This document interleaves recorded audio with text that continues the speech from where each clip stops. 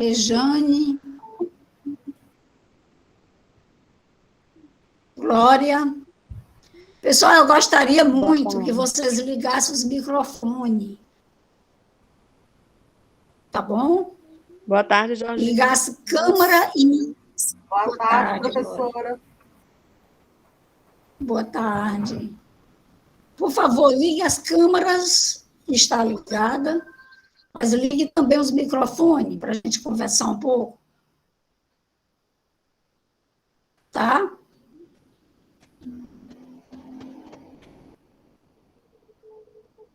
Então, podemos começar?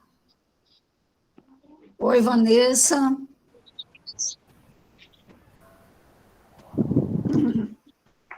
Cadê o povo, Vanessa? Convidei aí os alunos, né? Fiz o convite. Pois é, você viu que eu coloquei no grupo, chamando os tutores. Você está cedo.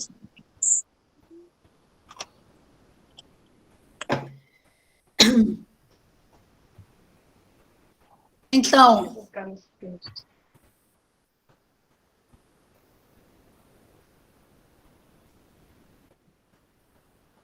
Vanessa, eu falei hoje com a Lívia sobre a questão do comitê de ética, e dei sugestão, ela disse que tudo precisa que o comitê libere, é? E, Georgina, assim, até onde eu sabia, é só se realmente não tivesse, se tivesse implícito, né, no trabalho a questão do nome da escola e o nome dos entrevistados, né? Mas aí hoje eu fui falar com a minha orientanda e ela até disse que alguns trabalhos já eles assinaram até um termo de consentimento, né? Inclusive, tem até um aluno que falou sobre o ensino à distância no SEAD, e parece que eles também teriam assinado um termo de consentimento, né? Até onde eu saiba, quando não está implícito o nome das escolas, né, pesquisadas e os entrevistados, não precisaria passar pelo comitê de ética, né? Até onde eu saiba, seria dessa forma, né? Não sei. Então, você acha que a gente deve começar? G10. G10 é uma pronúncia, G10? É? Como é a pronúncia do nome dele ou dela?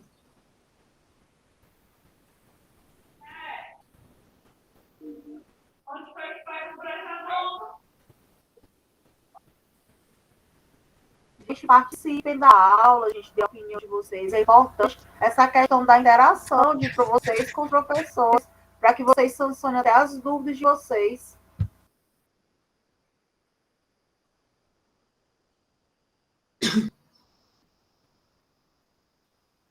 Olha, eu gostaria que todo mundo ligasse os microfones. Não vou mais só para a história do destino, não.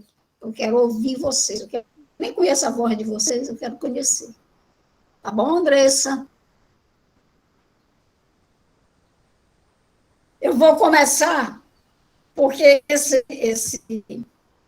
essa transparência está grande, mas eu vou botar algumas páginas para começar lá na história da educação no Brasil. Porque tem alguns pontos que eu gostaria de colocar lá na tendência pedagógica, na verdade, tradicional. Quero começar pela tradicional para mostrar para vocês por que nós estamos, da forma como nós trabalhamos, está inteiramente dentro da tendência tradicional. Por quê? O problema do professor, nem tanto, são dos alunos que permitem isso. Tá bom? Tá certo? Vamos começar assim? E aí, depois, nós vamos para uns textos que foram sugeridos por mim para a questão da avaliação de vocês. Tá?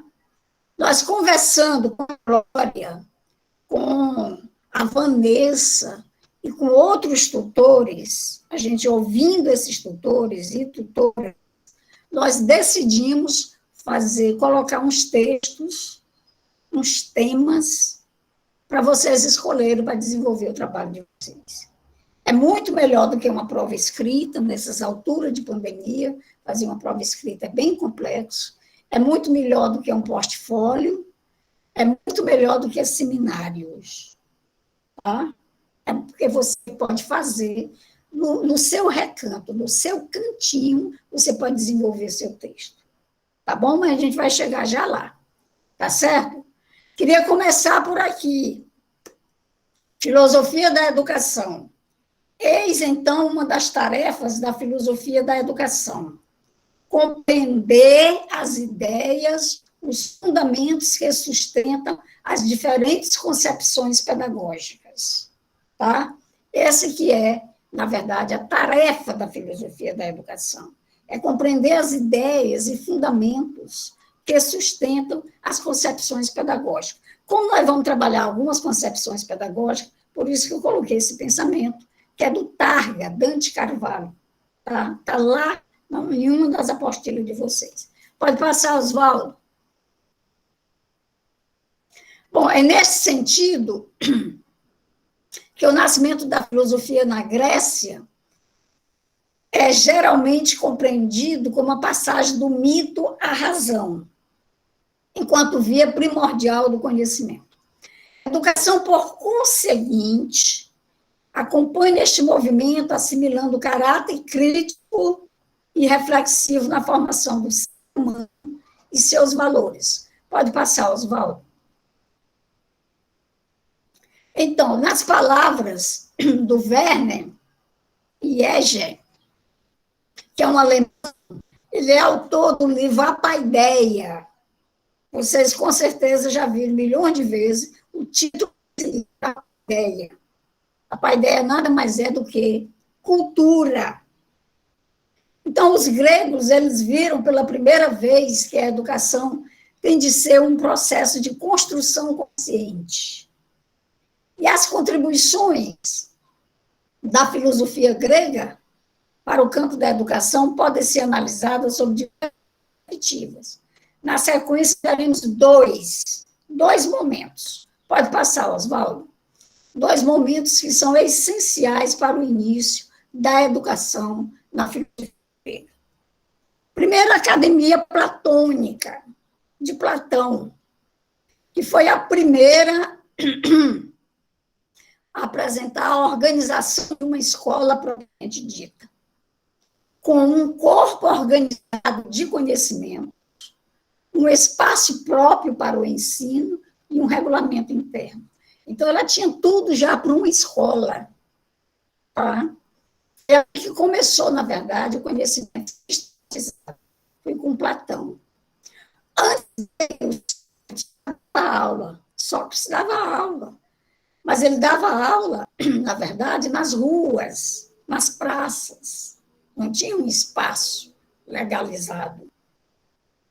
Depois da Academia de Platão, veio Aristóteles, que era discípulo de Platão, e fundou a sua própria escola, chamada O Liceu, onde se desenvolveu a primeira biblioteca ligada diretamente ao ensino. Mas que biblioteca era esta?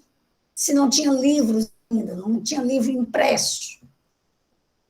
Na verdade, eram escritos, documentos escritos em pergaminhos, né?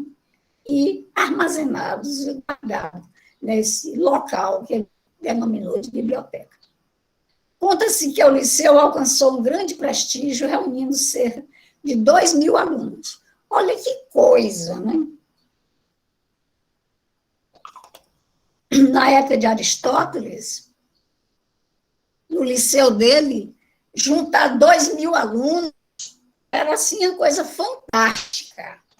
Até porque não tinha professor, ele era o único professor. Naquela época era um professor para todas as disciplinas que não eram separadas como hoje são.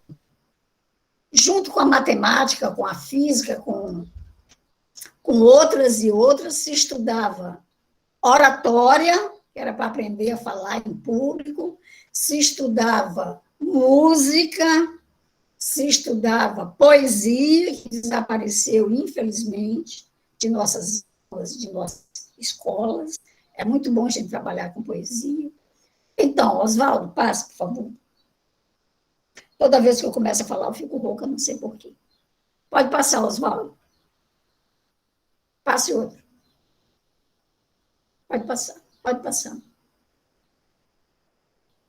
Bom, nesse sentido, educar significa conduzir a realização da própria essência. Fazer com que o educando alcance seu potencial, as qualidades que ele precisa ter para situar-se essencialmente enquanto ser humano. Isso nós já trabalhamos, pode passar.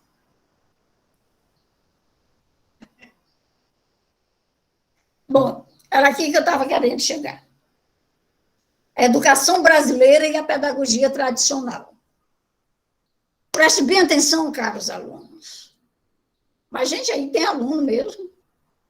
Eu estou vendo só tutora, que é a Glória, a Vanessa. Andressa, você é aluna, Andressa? Sim, Andressa, professora, ligue seu aluna. microfone, por favor. Você é aluna Sou de aluna. onde? O Polo. Do Polo de Água Branca. O Polo. Água Branca. Água Branca. Cadê sua tutora?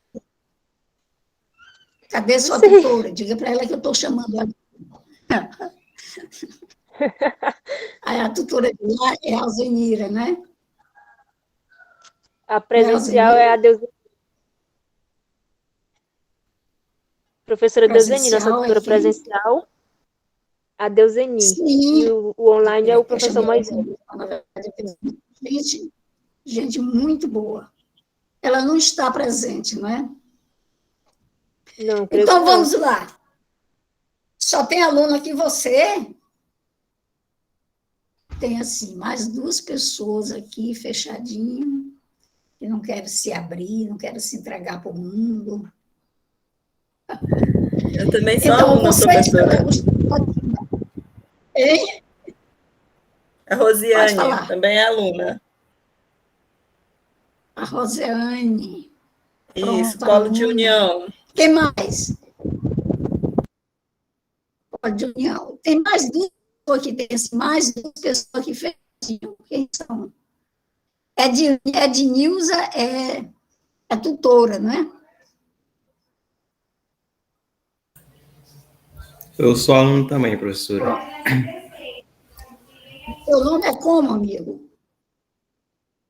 Como é a pronúncia do Hércules. seu nome? Hércules. Como? Ah, Hércules. mas não é um que está aparecendo aqui. Ok. É Hércules. Você é aluno de onde, Hércules? Seu nome é Avelino grego. Lopes, Polo de Acolhida. Poxa, bem longe.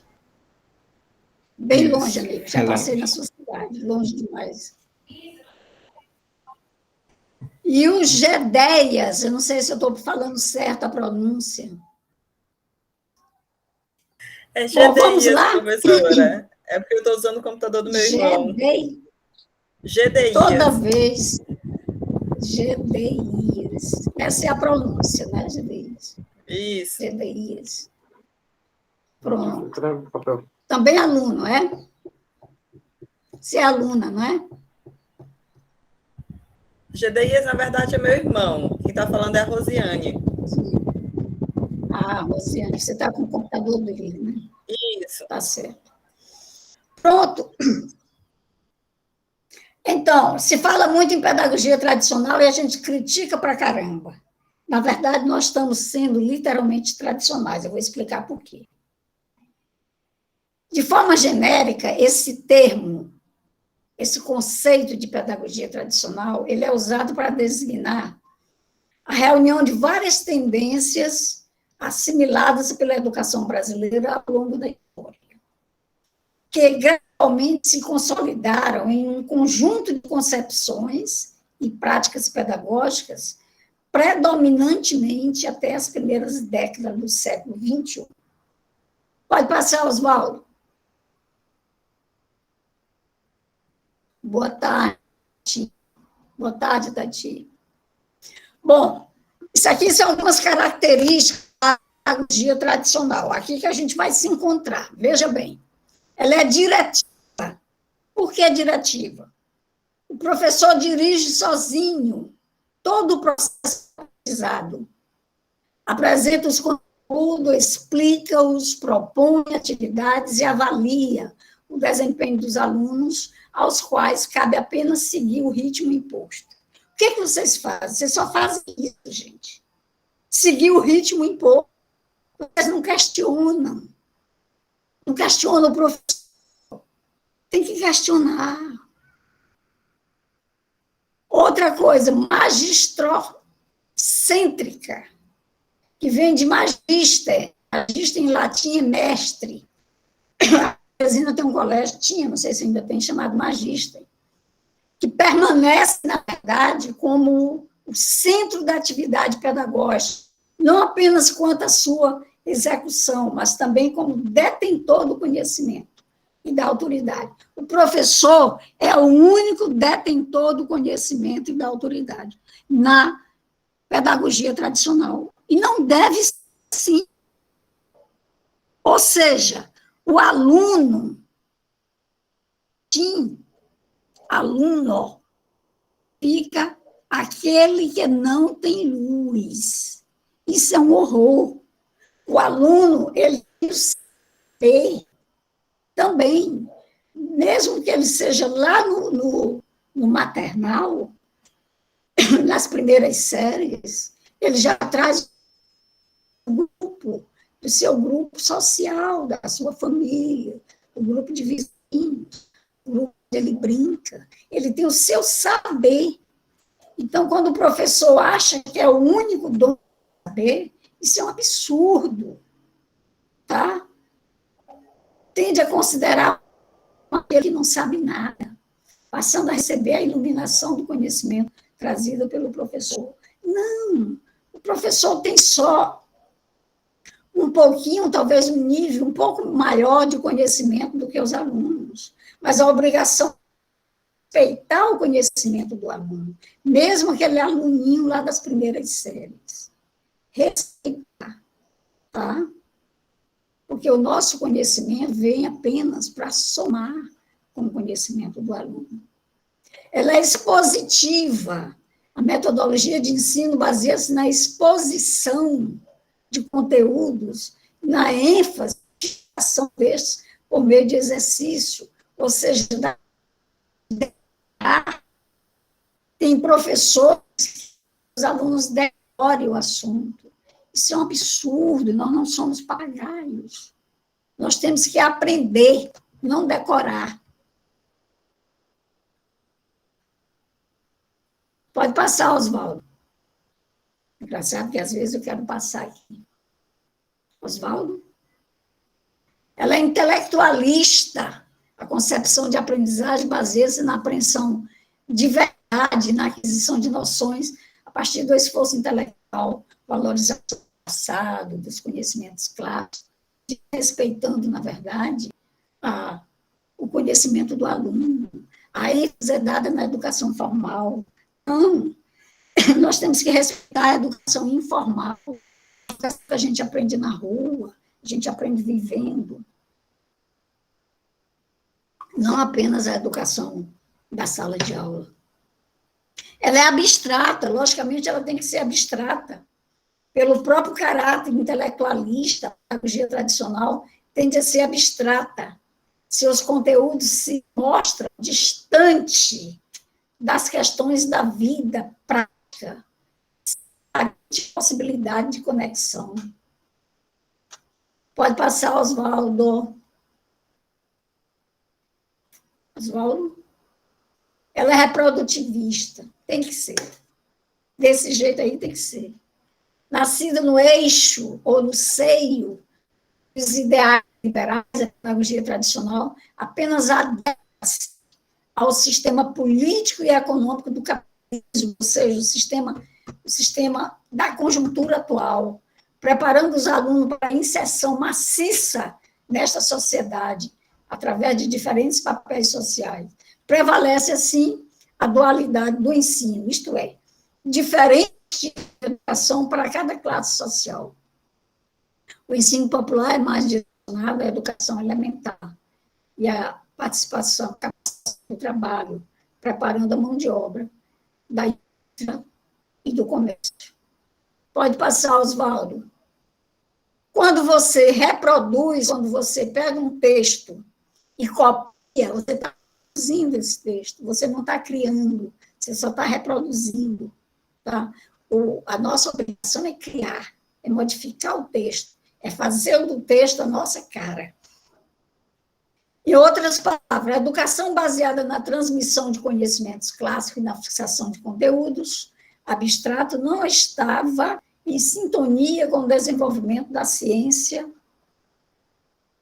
tampouco com as transformações econômicas, políticas e sociais que no início do século XX. Aí veio outra corrente.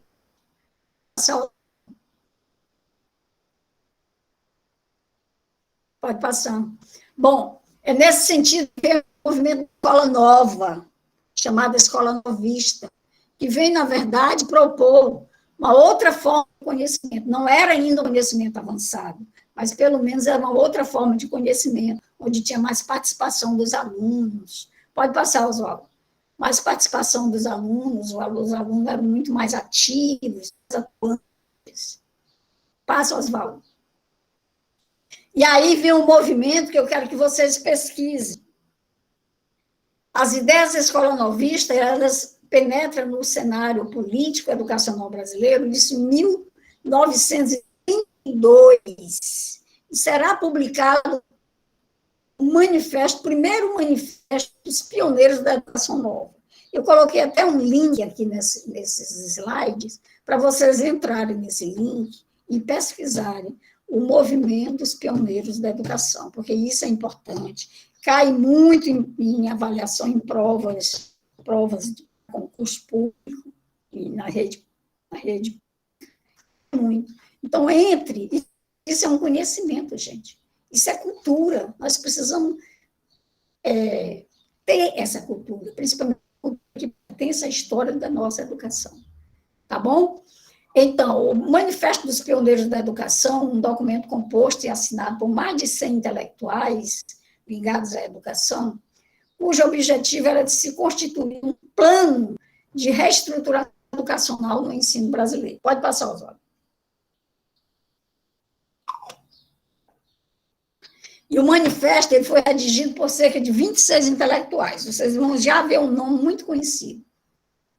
Intelectuais brasileiros ligados à educação e à cultura, dentre os quais Fernando de Azevedo, Anísio Teixeira, é o nome mais conhecido, Anísio Teixeira, Lourenço Filho e Cecília Meirelles. Cecília Meirelles não era professora, mas era uma intelectual da cultura. Né? E aqui tem um link, que eu quero que vocês entrem nesse link e pesquisem o movimento dos pioneiros da educação, tá certo? Isso para conhecimento de vocês, não vou cobrar nada sobre isso, mas eu quero que vocês, na verdade, comecem a ser alunos pesquisadores, porque isso é para o próprio conhecimento de vocês. Pode passar, Oswaldo. Veja a contradição entre a educação tradicional e essa pedagogia inovada. A pedagogia tradicional era centrada no professor. O professor era a figura central e era a figura mais importante da escola, que hoje a gente vê assim. A figura mais importante da escola é todos os sujeitos envolvidos no processo educativo. Professor, alunos, diretores, professores, coordenadores, porteiro, zeladoras, pessoa que limpa, tudo isso é importante dentro da escola, não é? Então, mas era centrada apenas no professor como a figura mais importante. E a pedagogia renovada era centrada no aluno. O ensino verbal através da transmissão do conhecimento. Isso na tradicional. Na renovada, o ensino através da atividade prática, o aprender a fazer, ou aprender fazendo. A ênfase na escola tradicional era na disciplina. O aluno tinha que ser disciplinado. Tá? Agora, recente, com esse último ministro da Educação, ele disse uma barbaridade, ele disse que a educação se faz com dor. Ou seja, o que é que ele diz com isso? Ele está dizendo que a educação se faz com disciplina e com punição. Por isso que ele diz que é com dor. Que o aluno deve ser punido, para dar palmatória, veja bem. Então, enquanto ele diz que a educação se faz com dor, é interessante que a gente tenha um pouco de conhecimento para a gente poder analisar essas coisas. Enquanto ele diz que a educação se faz com dor, exatamente baseado na disciplina, nessa terrível disciplina e na punição, e Paulo Freire, que é condenado hoje desse governo, e diz o seguinte: a educação se faz com amor. Olha a diferença. Tá certo? Bom, enquanto a escola tradicional era baseada, o esforço tinha que ser na disciplina, na escola renovada, a ênfase era no aluno e na espontaneidade do aluno. A ênfase na escola tradicional era no ensino, na escola renovada era nos métodos de aprendizagem, ou seja, era na metodologia. Pode passar, Oswaldo. Vamos avançar, que tem um negócio interessante que nós vamos discutir. Enfim, os próprios alunos se são capazes de solucionar os problemas, construindo, assim, um conhecimento significativo a partir da experiência, escola nova, né? Neste modelo, a avaliação de relacionar-se especificamente ao aspecto intelectual. Ela deve centrar-se em um processo válido para o próprio aluno, tornando-se comum o recurso à autoavaliação. Professora da Faculdade de Saúde, que é uma faculdade privada, durante algum tempo, e eu coloquei lá a autoavaliação, o aluno fazia a sua própria avaliação. Fui altamente criticada. E o interessante é que eu não fui criticada somente pela direção, pela a coordenadora do curso, não foi. Foi pelos próprios alunos. Veja o tamanho da cabeça desses alunos. Eles estão engessados, fechados no seu próprio mundo. O professor tinha que fazer avaliação, não eles. Quando eu coloquei para eles se avaliar, eles não gostaram.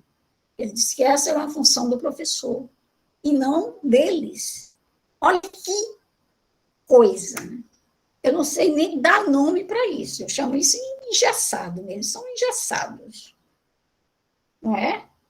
Porque o que é que tem eu me autoavaliar? O que é que tem vocês se autoavaliarem, dar uma nota para eles e justificar essa nota? Não é?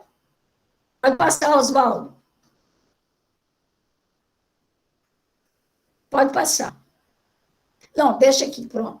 Pedagogia sociais veio depois. A história social, na verdade, que é baseada nos conhecimentos de dois grandes teóricos que vocês conhecem, que é o Saviani e o Libânio, que foi muito trabalhado. Essa pedagogia, na verdade, vê a educação nunca como uma ação neutra. Ela depende da realidade concreta na qual está historicamente inserida. Pode passar, e é isso mesmo. A educação não é uma instituição que está isolada da sociedade. Ela está no seio da sociedade. Então, é uma instituição que reflete o que está acontecendo na sociedade, né? E cabe à educação possibilitar a tomada de consciência das desigualdades sociais através da reflexão crítica e da problematização da realidade.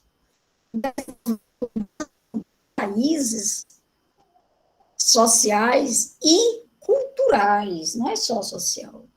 A educação é a construção do sujeito, mediada pelo mundo. Nós não estamos nos formando separado do mundo, não.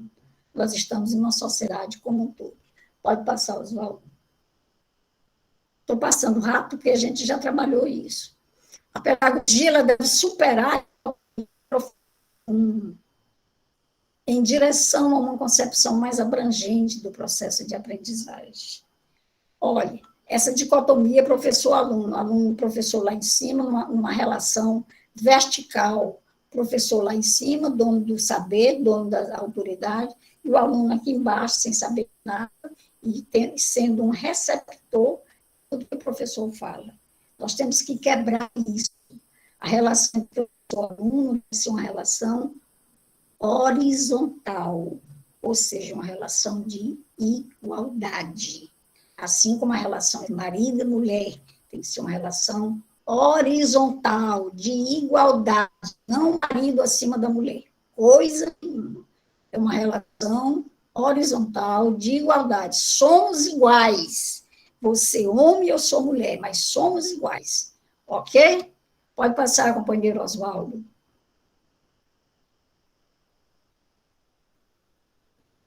Pode passar.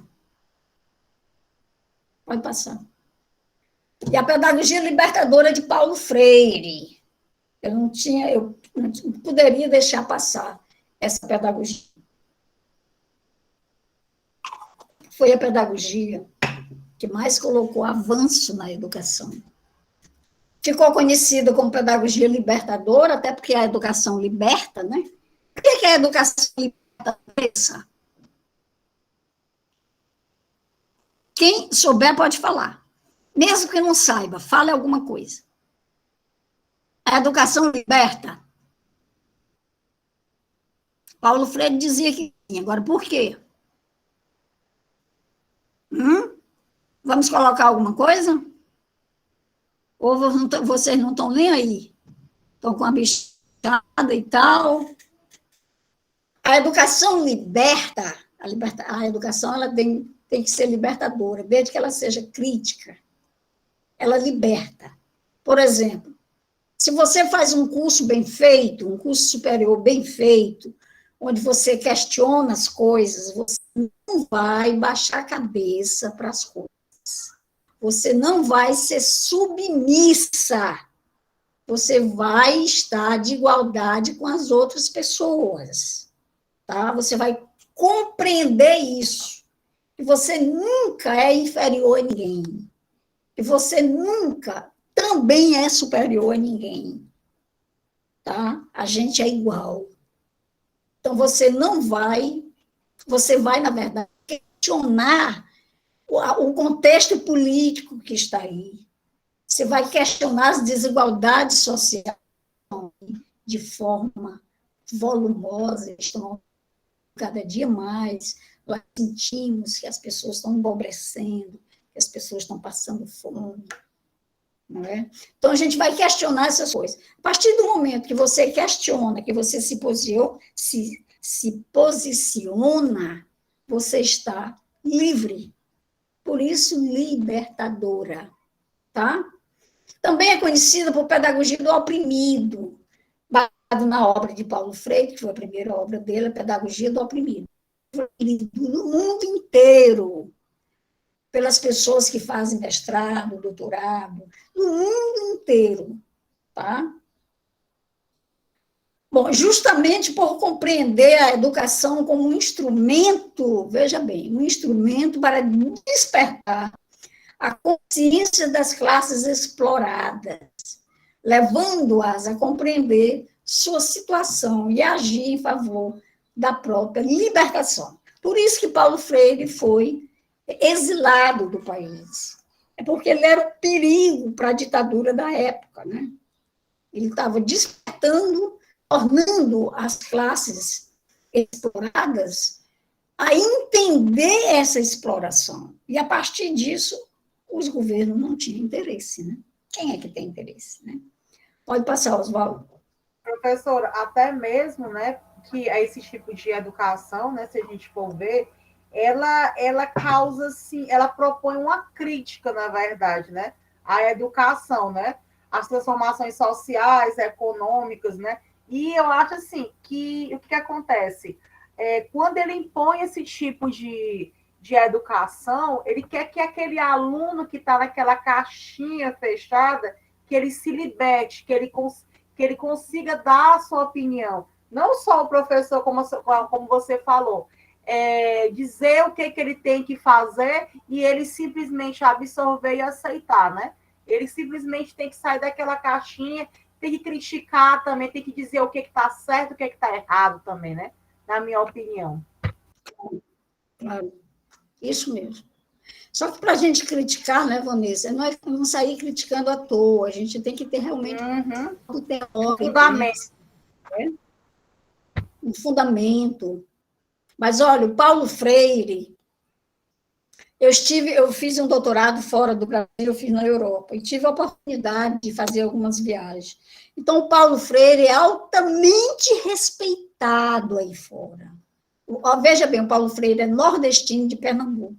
E ele não é trabalhado em nos nossos cursos de educação, pedagogia, etc. Paulo Freire não é trabalhado, mesmo aqui no presencial. São poucos os professores que falam de Paulo Freire. E eu cheguei numa faculdade, domingo, em Portugal, fui participar de um evento, e o evento era exatamente numa sala da faculdade, em faculdade de educação. A sala era Sala Paulo Freire. Gente, eu fiquei arrepiada quando eu entrei na sala. Sala Paulo Freire estava escrito na porta. Eu nunca vi isso aqui no Brasil, gente. Você homenagear o Paulo Freire com o nome de uma sala. Eu nunca vi a discussão, e lá a discussão girava em de Paulo Freire. Ele é respeitadíssimo no mundo inteiro. Ele fez um trabalho de alfabetização em Portugal também. Quando ele saiu do Brasil, ele foi para o Chile, viveu lá muito tempo. Depois ele andou em todos aqueles países, não só da América Latina, mas da Europa. E terminou ficando na Suíça durante muito tempo. Então, é isso. A gente precisa, na verdade, dar conhecimento aos nossos alunos desses personagens que devem ser respeitados. O cara, quando ele morreu, apareceu uma notinha nos jornais, ainda discutindo se a teoria de Paulo Freire era realmente uma teoria. Olha que coisa, né? Ou se era só um agrupamento de conhecimento. Gente, essas coisas nojentas e acontecem aqui no nosso país. É uma coisa terrível. Bom, na linha da perspectiva histórico-crítica, Paulo Freire, ele busca compreender o ser humano a partir de uma visão mais abrangente, que leva em conta seu caráter essencialmente autônomo frente à realidade, a capacidade de interferir e modificar o mundo à sua volta. Desta compreensão surgem duas conclusões muito importantes. Paulo Freire, quando ele dizia que a educação é libertadora, é porque ele via o ser humano como um ser autônomo, tinha sua autoridade, a sua liberdade de ser. Tá? Pode passar, Oswaldo. Dois pontos relevantes que a gente vai ver agora. Primeiro, o homem é um ser de relações e está aberto à realidade. Nós somos seres de relações, gente. O homem é um ser, o homem e a mulher são seres de relações. A gente não vive sozinhos. Eu moro só, mas eu não vivo sozinha. Entendeu? Quando eu vou me alimentar, aqueles alimentos que estão na minha mesa passaram por várias mãos, que não foram as minhas. Não é? Então, a gente tem que ter respeito por essas pessoas que produziram nosso alimento. Então, diferente dos demais seres vivos, o homem não apenas está no mundo, mas vive com o mundo, ou seja, vive com as pessoas, estabelecendo relações com as coisas que o cercam e com os outros seres vivos. Nós temos relações com os outros seres vivos, inclusive a Terra. A Terra é viva, gente. Se não fosse viva, não germinaria nossos alimentos. As relações que o homem e a mulher estabelecem com o mundo são dinâmicas, uma vez que eles não apenas percebem a realidade, mas também interferem diretamente nela e a constroem. Nós construímos nossa realidade. Nós não somos, por exemplo, João de Barro. João de Barro, que é uma avezinha, ela constrói a casinha dela ótima, linda, e ela constrói a casinha exatamente para não entrar água. A porta não é a portinha da casinha deles, que é uma casinha de barro, ela não entra água, porque ele faz o contrário da chuva. Quer dizer, ele tem esse entendimento, não é? Mas há milhões e milhões de anos que o João de Barro constrói a casinha do mesmo jeito. Nós não.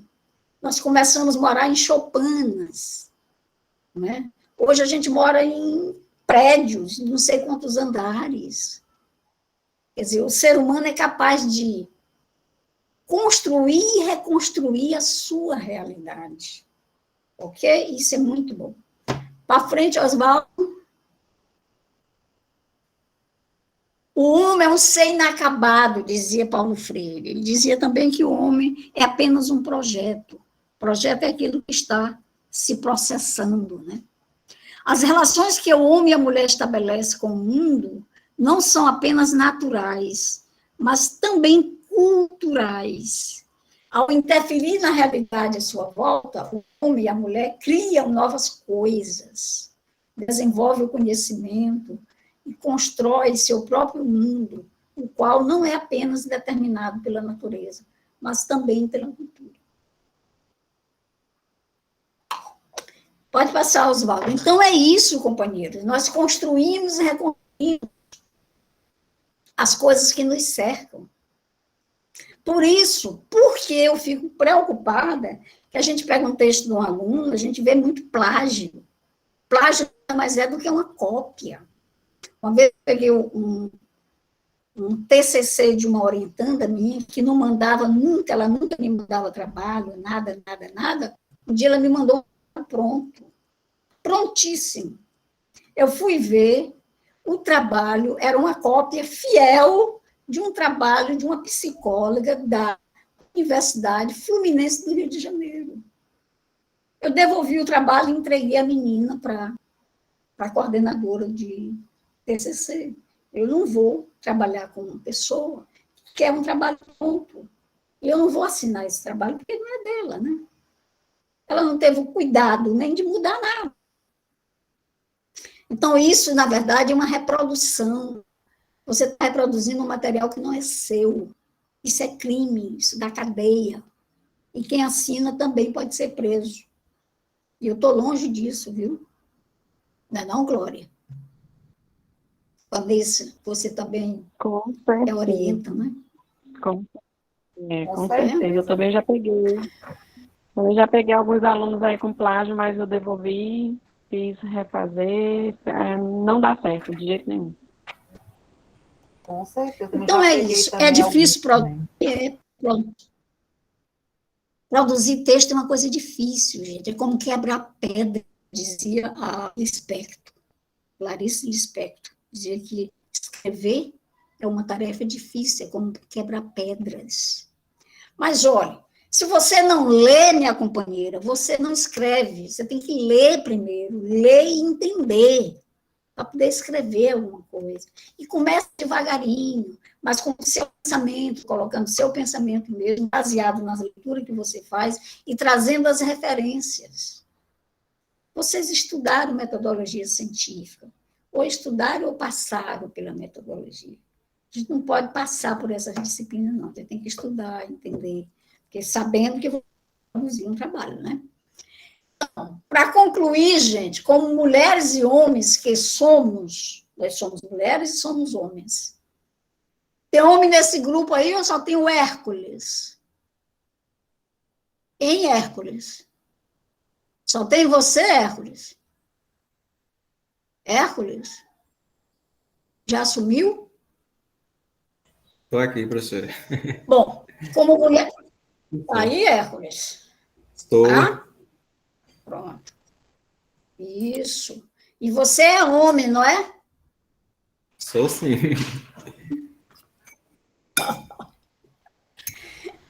Pronto. Então, como mulheres e homens que somos conscientes da construção de nós mesmos, por isso que você ainda não é homem, você está se construindo homem, Hércules. Nós somos responsáveis por essa construção de nós mesmos. da respeitabilidade para com os outros seres vivos, respeitar todos os seres vivos, e com a natureza, que também é viva. Diante desta realidade, vemos o quanto somos responsáveis pela construção de uma vida melhor e de um mundo onde caibam todos. Olha que beleza isso. Um mundo onde caibam todos com a mesma condição de igualdade, de etnia, de religião, de gênero, de sexualidade e cultura. Então, somos nós, somos todos, homens e mulheres. Não interessa a orientação sexual do Hércules. Não interessa a religião do Hércules. Não interessa o gênero do Hércules. Tá? O importante é essa respeitabilidade com todos e que caibam nesse mesmo mundo, até porque esse mesmo mundo comporta tudo isso. Tá? Comporta, cabe todos nós, com as nossas mais variadas diversidades. Ok? Bom, eu queria fazer essa aula assim rápida, mas, na verdade, a nossa intenção é outra hoje aqui. Ontem à noite, Vanessa e Glória me chamaram para uma reunião online, para discutir alguns pontos que estavam, não estão, afligindo, a mim também. Eu acho que todos os professores que têm compromisso com a educação ficam aflitos diante dessa situação. É o seguinte, são poucos os alunos que participam das aulas. A gente gosta de uma aula chata, até porque online sempre fica chato. É diferente de uma presencial, que você está olhando o gesto do aluno, você está sorrindo para o aluno. Aqui não, aqui é meio chato isso. Eu, particularmente, não gosto de assistir live que ultrapassa 60 minutos. Eu acho um horror. Não me convidem para essas lives. Então, nós nos reunimos ontem à noite para discutir essas questões. Primeiro, os alunos não participam das aulas. Depois eles vão assistir essas aulas sozinhos? Será? Mas eu não estou aqui, por exemplo, para dar um feedback para eles. Se fosse nesse momento, eu daria. A gente discutia. Né? A outra questão que elas colocavam é que os alunos não estão respondendo às atividades, os fóruns, as atividades. Deixo para a última hora e termino fazendo copiado. Na última hora não dá tempo de pensar. Não é? Então, isso é sério, companheiros. Isso é muito sério porque vocês estão fazendo uma faculdade. E vocês estão tendo, na verdade, um privilégio que a gente está chamando de privilégio porque nós estamos no Brasil. A universidade ela é muito fechada para todos. Ainda vem um reitor, um ministro agora falando que a universidade não é para todos. Isso foi durante toda a vida. Nós, professores, batalhamos, gritamos nas ruas pela universidade aberta a todos. Logicamente, fazendo o Enem, fazendo os vestibulares na vida. Mas é aberta para todos, para todas as raças, para todos os credos, para todas as orientações sexuais, e etc., gênero e etc. E ele vem agora dizer que que as universidades não devem ser para todos, e deu uma justificativa esfarrapada, que o pessoal sai das universidades e não tem emprego, mas se nós vivêssemos numa sociedade legal, onde tivesse trabalho, todo mundo sairia e tinha seus trabalhos para fazer. Não é? Então, esse não é o motivo. Bom, então, a questão é, vocês estão fazendo uma faculdade, tá?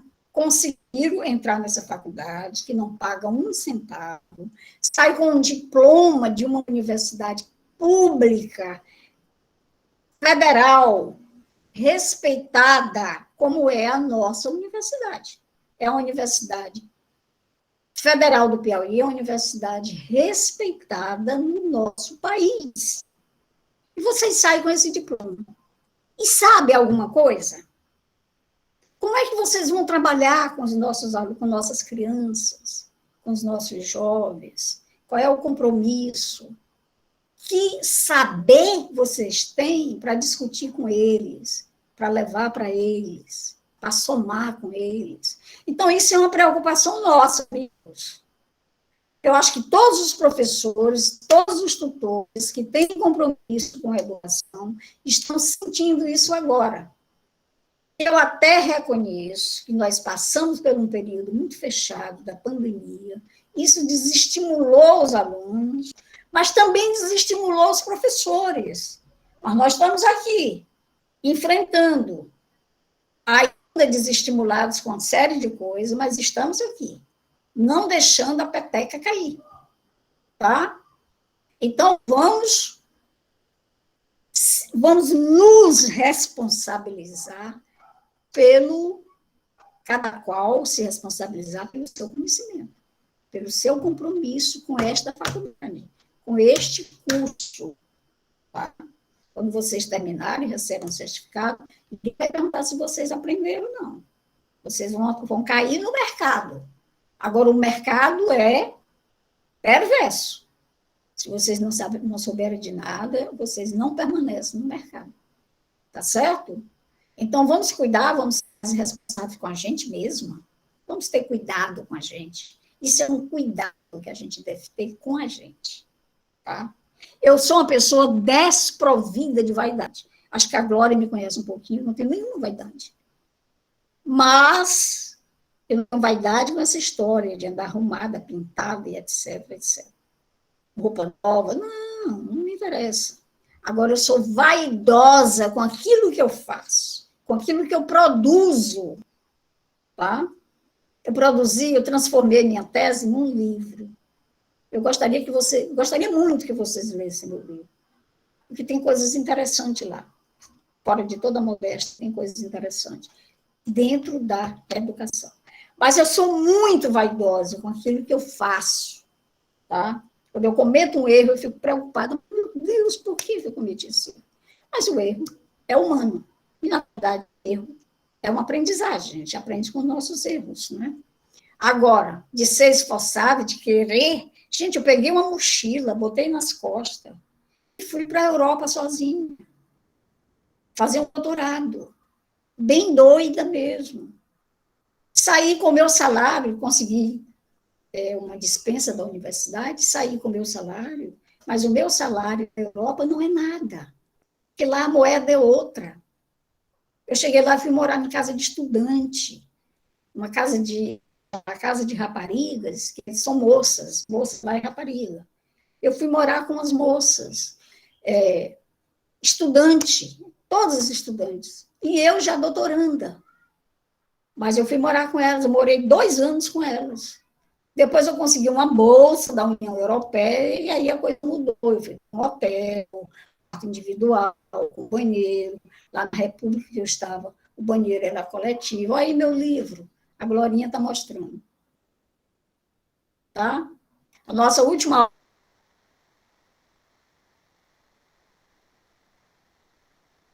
sorteio, tá bom?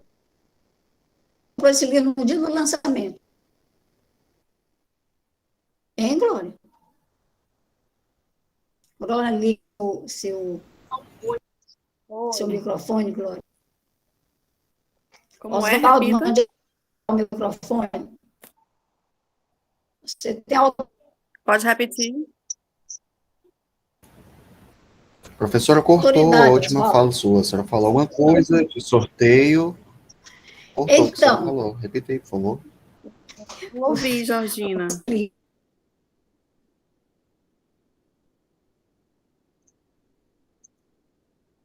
eu estava lhe perguntando. Tá cortando. Tá cortando, professora.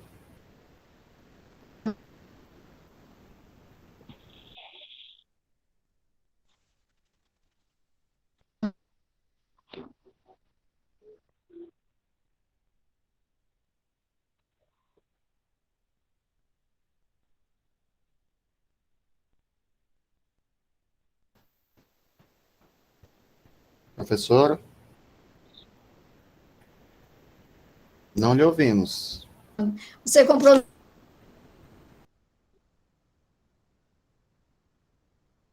no dia do...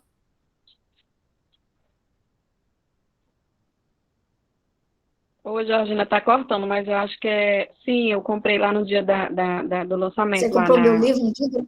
na livraria lá. Ei? Isso, foi. Pronto. Sim, comprei lá. Eu perguntei para você se você comprou o livro no dia do lançamento. Foi lá no shopping? Foi? Hein? Foi, Estou foi ouvindo. lá. Posso falar, não está me ouvindo. Eu tô ouvindo. Eu só estou desconfiada que a turma não está me ouvindo, não. Osvaldo? Professora, a senhora me ouve? É, Osvaldo? eu acho que é ela que não está ouvindo.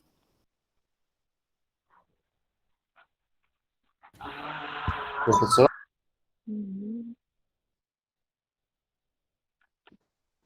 Está um pouquinho, viu? Tá ouvindo agora, Georgina? Pronto. Osvaldo, o microfone não está ligando, vamos esperar. É verdade, é. A gente está ouvindo, Georgina. Livraria, no shopping, né? Ô, Osvaldo, me dê, liga meu microfone, Osvaldo. Professora, a senhora escuta, gente? Pronto. Vocês me ouviram? Vocês me ouviram o que eu falei? Ouviram? A Os senhora alunos? comentou sobre o livro. Não é com isso. Andressa, a questão que eu falei para a gente ter... É, a professora caiu. Espera ela voltar.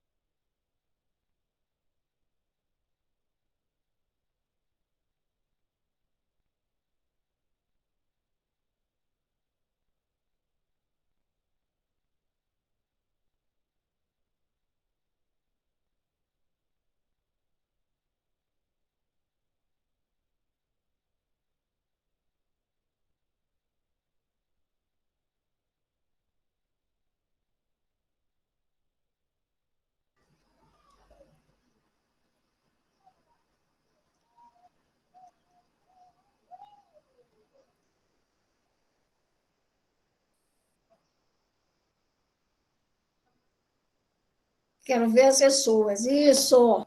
Opa, Tati entrou. Tati. Agora estamos lhe ouvindo, professor. Pronto. E agora bote o vídeo, Osvaldo. Segundo vídeo. A senhora me mandou 2 arquivos de imagem, Pronto, não é pode ser. vídeo. Só um minuto. Não, não é vídeo, é imagem. Você tem razão. Obrigada. Tati, você está com alguém aí. Quem é? Hein, Tati?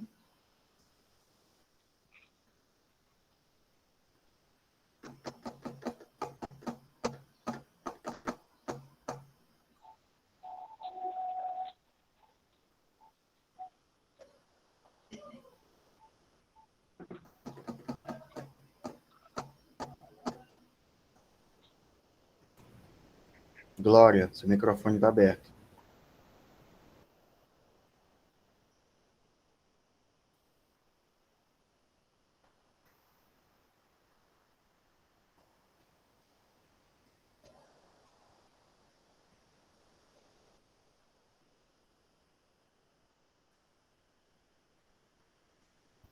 Pessoal, agora eu queria...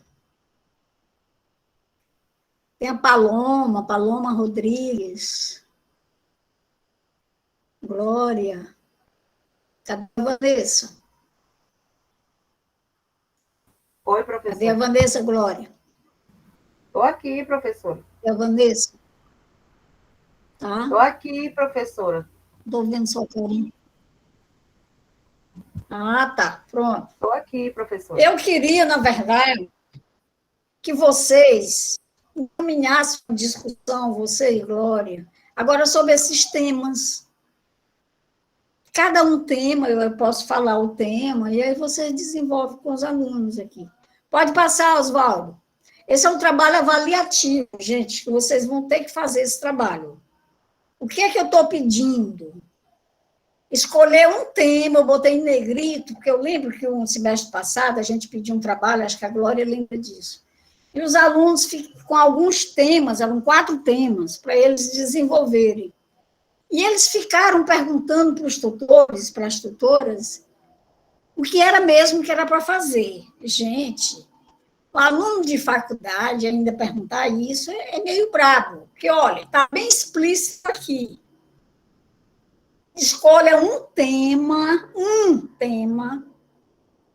e produza um texto dissertativo, bem elaborado, expressando sua opinião sobre o tema, com o mínimo de 2 laudas.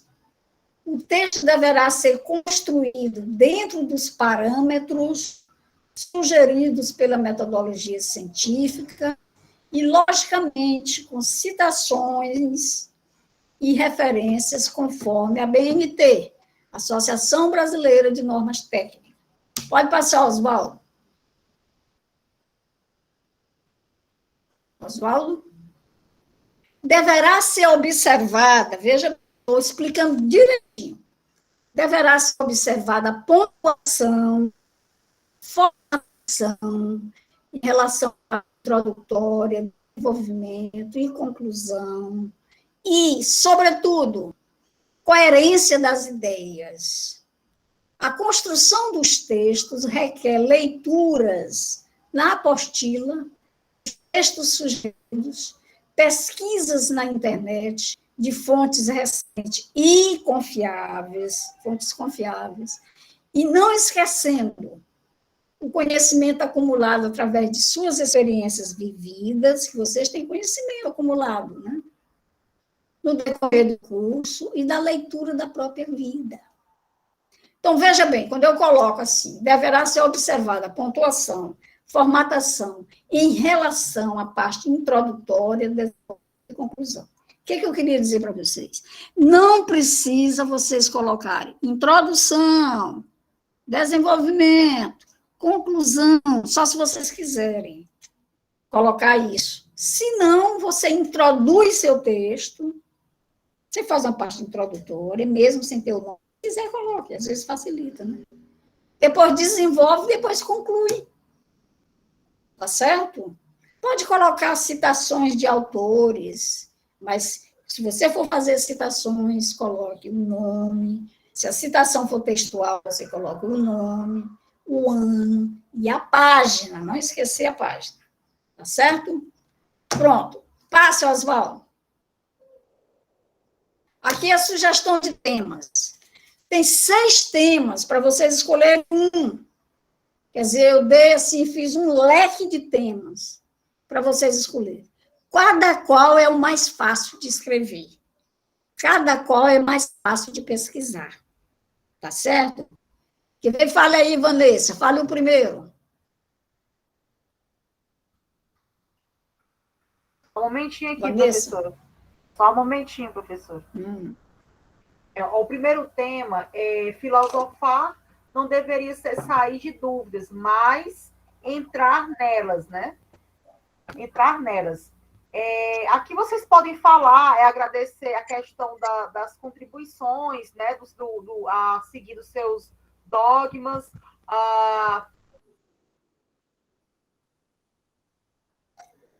Olha, tem um textinho de página.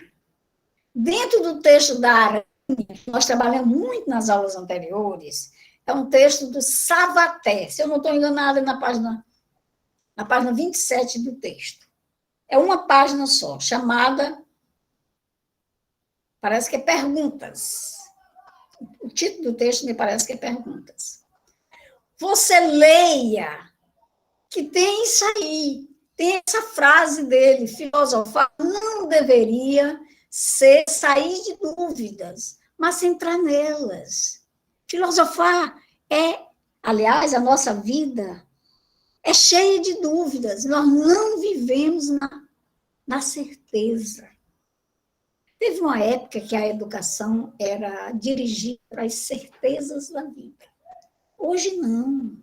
Hoje a educação é dirigida para as incertezas. Nós não temos certeza de nada. A nossa vida é uma verdadeira incerteza. Nós estamos agora aqui, juntos, online. De repente, nós não estamos mais. Não é? Quer dizer, as incertezas não existem. As verdades absolutas são muito poucas. O que é verdade absoluta? Talvez a existência de Deus é uma verdade absoluta para quem acredita, né? A velocidade da luz é uma verdade absoluta. Até hoje não modificaram a velocidade da luz. É aquele númerozinho lá e você acende uma lâmpada, trisca num interruptor e a luz acende na mesma velocidade. Quer dizer, são poucas... Professora, desculpa, porque a energia aqui está só oscilando. Uma outra certeza... Sorry. Eu estou vendo. Então, a vida é cheia de incerteza. Uma das certezas é de que a morte faz parte da vida. Não é?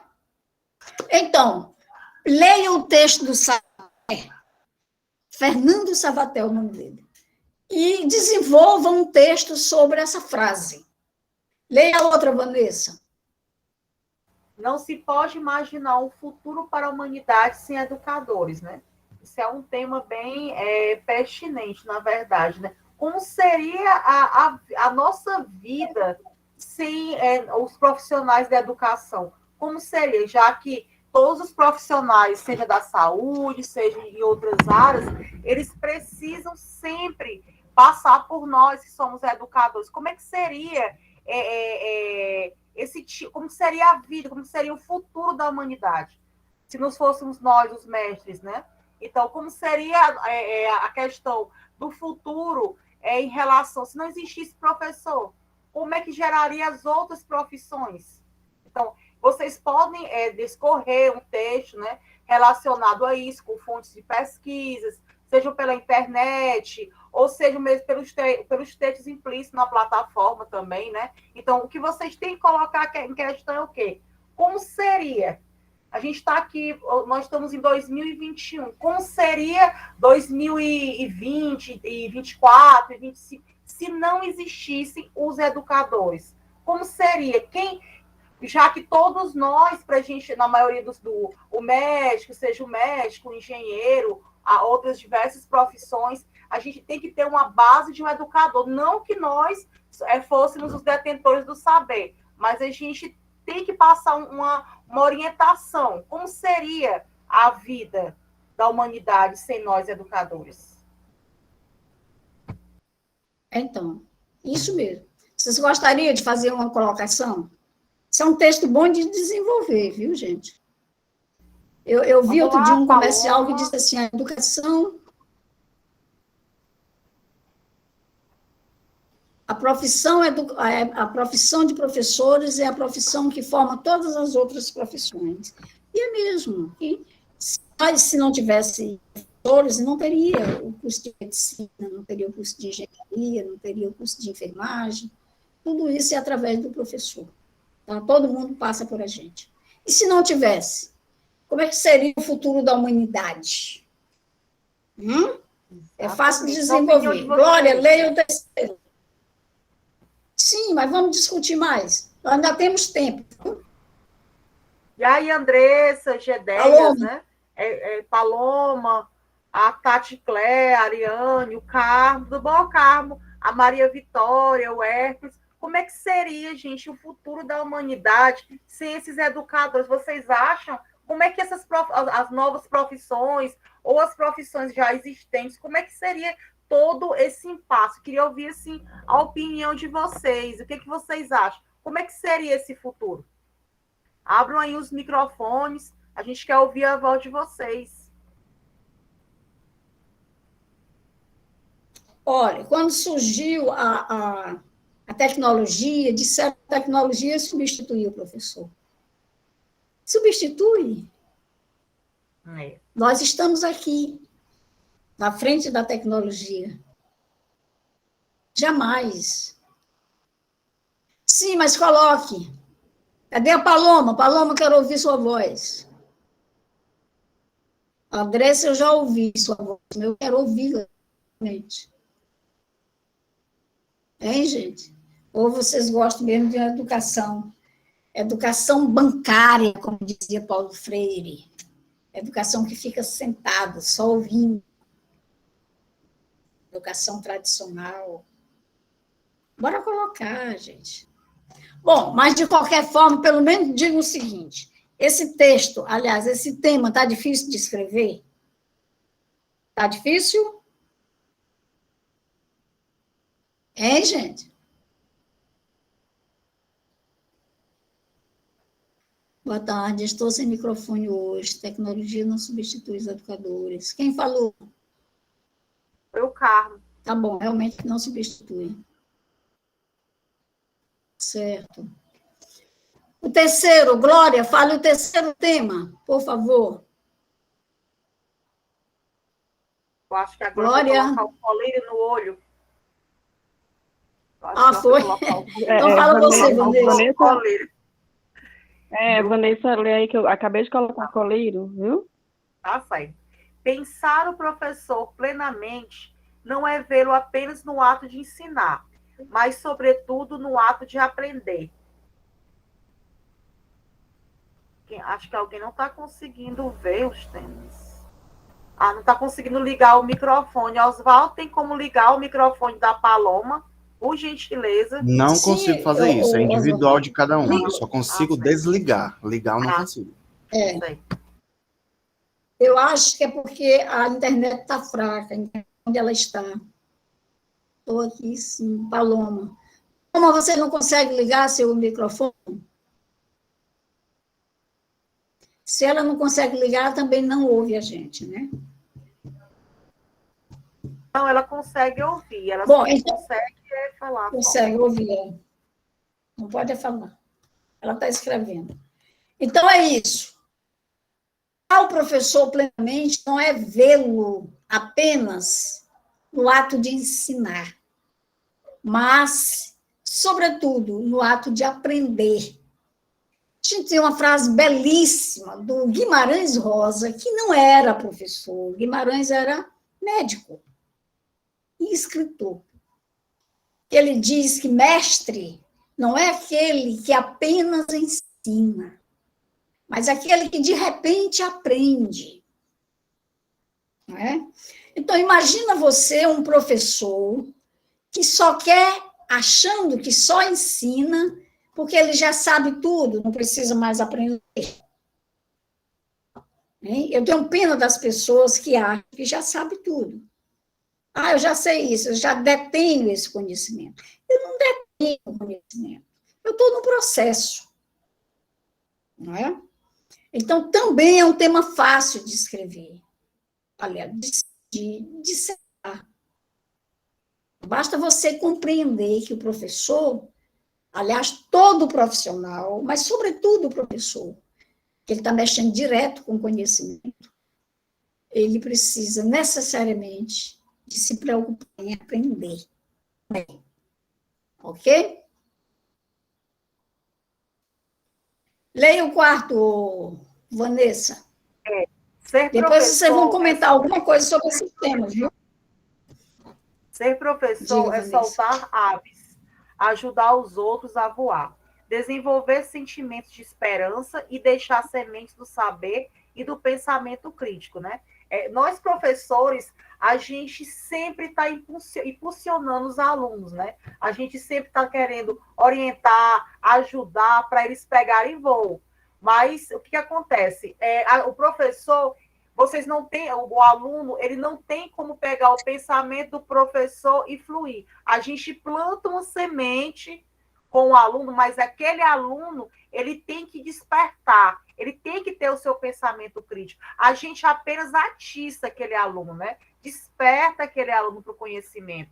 Aí é com ele, aí é que ele vai abrir as asas e voar bem alto, né? Aí que ele vai despertar o pensamento dele crítico, o que ele quer dizer, né? Nós só somos apenas, nós somos como jardineiros, né? Nós trabalhamos com as plantas, a gente planta aquela sementezinha, aí cabe o aluno se ele quer brotar e dar frutos ou dar flores ou não. Então, é um tema bem bacana de se concorrer, né? É um tema bacana mesmo. É um tema muito bom. Ser professor, por exemplo, o que é ser professor? O que é ser professor? É isso, é soltar aves. Se você achar que o tema é grande, diminua. Você pode colocar assim, ser professor é ajudar os outros a voar. Pode ser só isso. Ou ser professor é soltar aves, ajudar os outros a voar, ajudar os outros a desenvolver o pensamento crítico. Você pode diminuir o tema, faça o tema o seu tema, crie. Mas é isso, ser professor é isso, é ajudar os outros a voar. Então é isso que eu estou provocando aqui em vocês, para vocês se preocuparem com o processo formativo de vocês. Nenhum professor é responsável pelo seu processo de aprendizagem. Nem os professores, nem seus pais são responsáveis pelo seu processo de aprendizagem. Nosso processo de aprendizagem é nosso, é de cada um. Você aprende ou não aprende, depende de você querer. Certo? O quinto tema é um tema que nós já trabalhamos em aulas anteriores, na aula passada. A educabilidade humana é um processo contínuo na vida do ser humano. Por isso, é um permanente vir a ser humano. A gente trabalhou quase 60 minutos na aula passada só sobre isso, gente. E está nas apostilas. Está na apostila da Carmen. Professora Carmen Cabral. Então, também tem muito o que escrever aqui. O nosso processo de educabilidade humana, esse processo contínuo que deve fazer parte da vida de todo mundo. E, por último, eu vou encerrar aqui, mas vou querer a opinião de vocês. Por último, construa um texto, esse é bem pessoal mesmo. Construa um texto expressando como você está se construindo professor. Como é que você está se construindo professor? Será que é só assistindo às aulas? Será que é só respondendo aquelas tarefinhas bobas? 3 atividadezinhas, 2 fóruns, gente, isso é muito pouco para um semestre. Um semestre inteiro. Tinha que ter, por exemplo, 2 livros num semestre. Não, responder 3 tarefinhas, 2 fóruns. E ainda enrolam, ainda deixam para o último momento. Gente, o que é isso? Será que vocês estão cuidando de vocês? Estão preocupadas com o seu processo formativo? Então, esse último é realmente para vocês expressarem como é que vocês estão se construindo professor. Estamos fazendo leituras, estamos lendo autores relacionados com a educação ou relacionados com a vida. Estamos participando das aulas de forma efetiva, discutindo com os professores. Estamos preocupados em aprender para ir somar com os nossos alunos? Será? Eu não sei. Queria ouvir vocês. O que vocês acharam dos temas? Estão difíceis, estão fáceis? Ou como é? Georgina. Georgina? Não, Oi. eu estava olhando aí, eu estava olhando a mensagem no chat, e aí eu vi que o Carmo, ele falou, né, que a experiência de saber o que fazer, de saber aprender a aprender, isso é insubstituível, né? Eu achei bem interessante o que ele falou, né? E daí pode gerar um tema em cima dos temas que você falou aí, né? Claro, Eu achei bem interessante. Então, daí já surgiu um tema queria lembrar para né? ele. Ele só ia encaixar. Pronto. Isso mesmo, queria lembrar que isso aqui, ó, eu até coloquei a palavra sugestão, mas você pode escolher outro tema, que nem esteja aqui. O tema que você gostaria de desenvolver e desenvolva. Isso aqui não é uma coisa fechada, não, viu, gente? É sugestão. Júlia, domínio da Universidade Federal, está participando. Oi, Júlia, pois fale. Então, está aqui a Júlia. Júlia Alessi. Júlia, você é de onde? Qual é seu polo? Ou você é professora? Não tem como ligar o microfone? Boa tarde. Você é de onde, Júlia?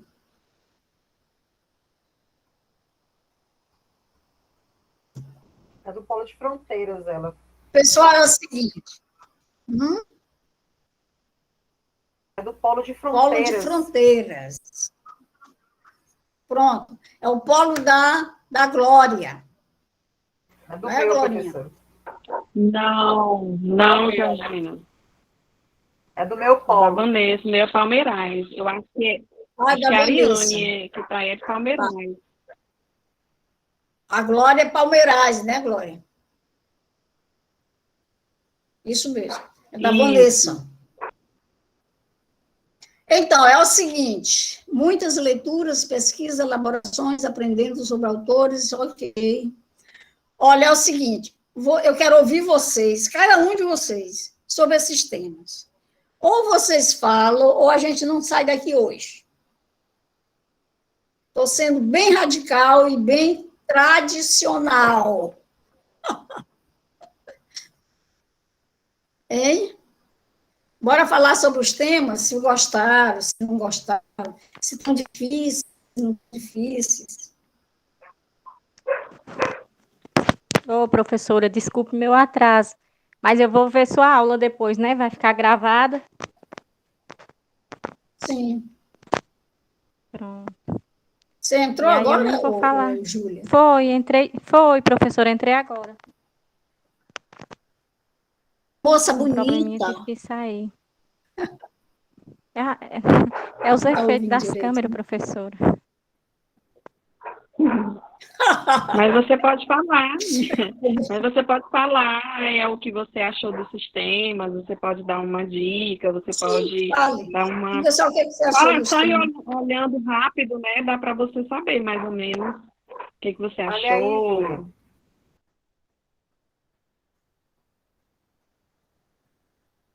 Olha, no próximo semestre, se eu tiver disciplina, eu não vou trabalhar mais nessa sistemática, não, de ficar dando aula sozinha. A gente vai discutir com os professores, com as tutoras, com a coordenação do curso, para a gente arranjar uma metodologia onde esses alunos participem. Tá? Porque é inútil, a gente se cansa e estou aqui com a garganta ardendo, inclusive toda hora bebendo para hidratar. E para vocês é horrível vocês ficarem quietinhos, calados, o tempo não passa. É não, Júlia? É, Então é isso, gente. eu entrei agora, professora. Fale, Júlia.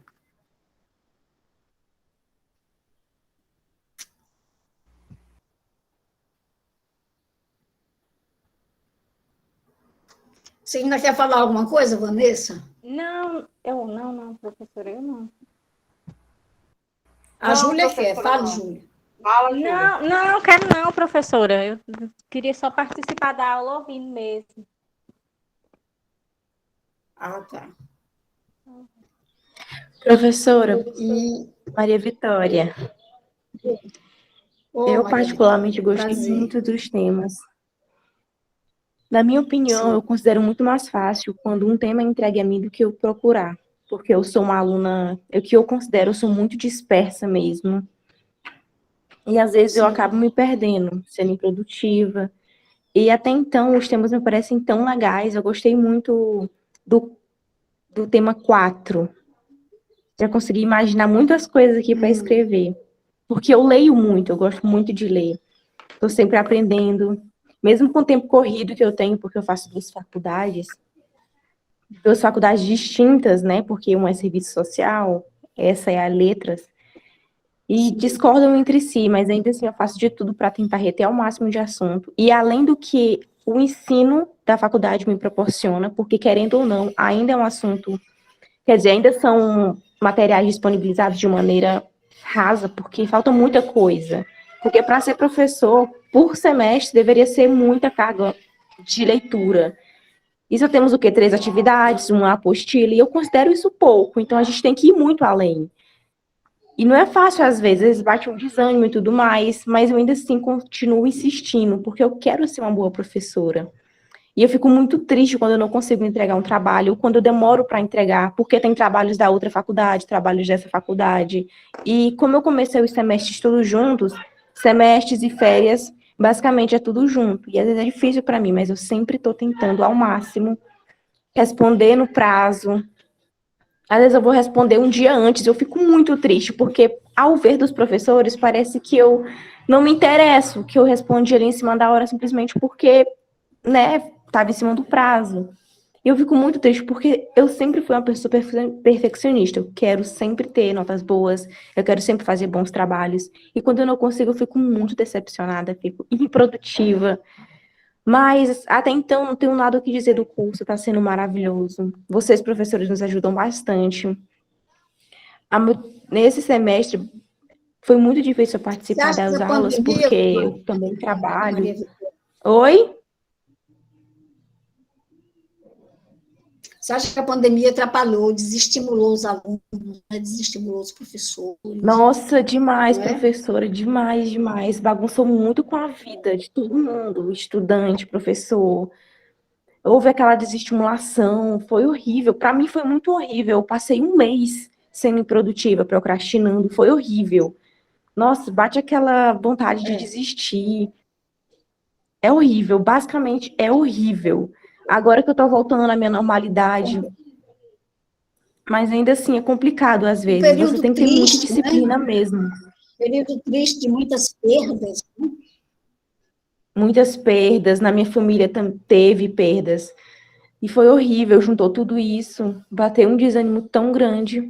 Mas eu tenho que pensar que eu estou numa faculdade. Eu sou uma pessoa que agora tenho responsabilidades. Eu não sou mais uma criança, uma adolescente que brinca. Eu tenho que ter responsabilidades. E eu estou em um curso superior para ser uma profissional. Eu não quero chegar no mercado de trabalho e ser uma profissional qualquer.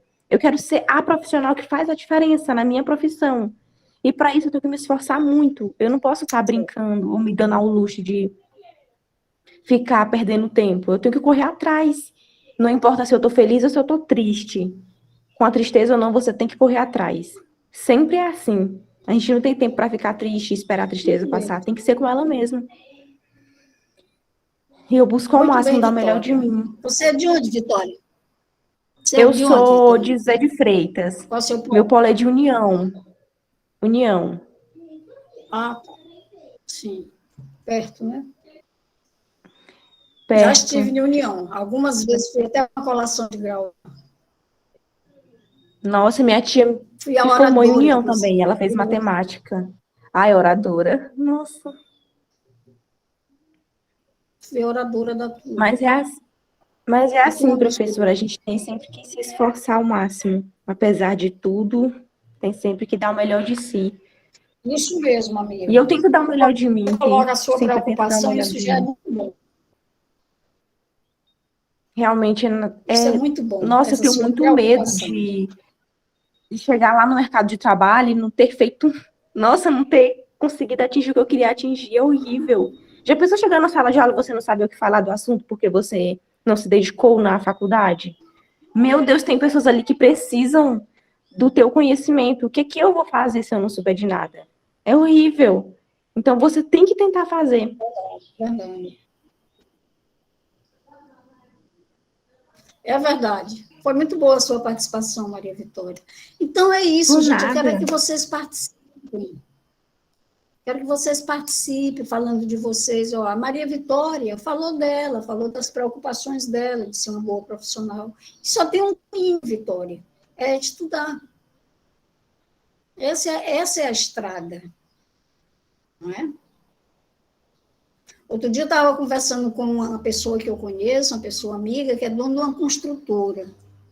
Ele disse que contratou um engenheiro recém-formado, um engenheiro formado em engenharia civil, formado na universidade, aqui, Universidade Federal. Quando ele chegou lá no campo de trabalho, que o rapaz cobrou uns projetos para ele, ele baixou a cabeça e começou a chorar. Ele não sabia fazer, ele não sabia executar o trabalho dele. Quer dizer, passou a universidade toda brincando, certamente. E você até passa, mas passa sem saber.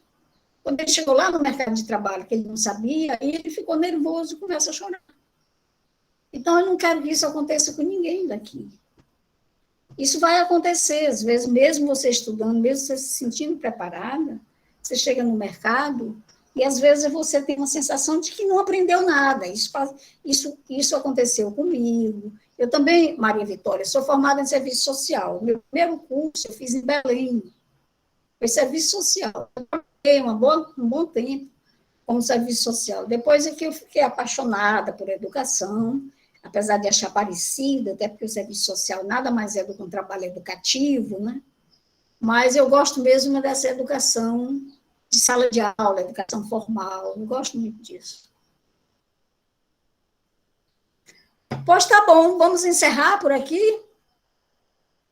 Foi boa hoje a participação. O que você faz mais? A Vanessa